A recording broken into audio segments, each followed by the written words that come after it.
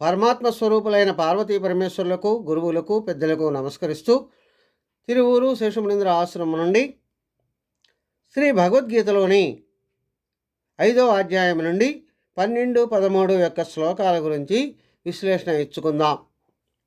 వాటిలో అవి ఏమని చెప్తున్నాయంటే, యుక్తః కర్మఫలం త్యక్త్వా శాంతిమాప్నోతి నైష్ఠికీం అయుక్తః కామకారేణ ఫలే సక్తో నిబధ్యతే సర్వకర్మాణి మనసా సన్యస్యాస్తే సుఖం వసి నవద్వారే పురే దేహి నైవ కుర్వన్న కారయన్ అని తెలియజేస్తుంది. అంటే సాధకుడైనటువంటి అర్జునునకు శ్రీకృష్ణ పరమాత్మ ఈ విధంగా చెప్పడం జరుగుతుంది. ఏకాగ్రత కలిగినటువంటి కర్మయోగి పరాశక్తిని వదిలిపెట్టడం ద్వారా సుస్థిరమైనటువంటి విశ్వశాంతిని పొందుతూ ఉంటాడు.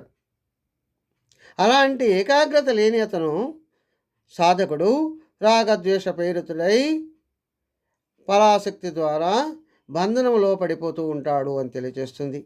అదేవిధంగా ఇంకా ఏం చెప్తున్నారంటే, ఇంద్రియ నిగ్రహం కలిగినటువంటి మానవుడు మానసికంగా సర్వకర్మలను పరిత్యజిస్తుంటాడు. తన మీద కర్తృత్వం కానీ ప్రేరకత్వం కానీ పెట్టుకోకుండా ఉంటాడు. దానివల్ల తన యొక్క 9 ద్వారాలు గల శరీరం అనేటటువంటి ఆ పట్టణంలో ఆ జీవుడు హాయిగా నివసిస్తూ ఉంటాడు అని తెలియచేస్తుంది.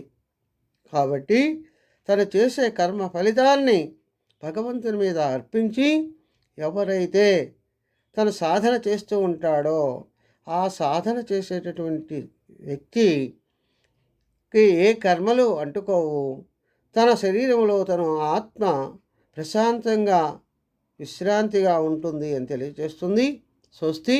సర్వే జనా సుఖినో భవంతు.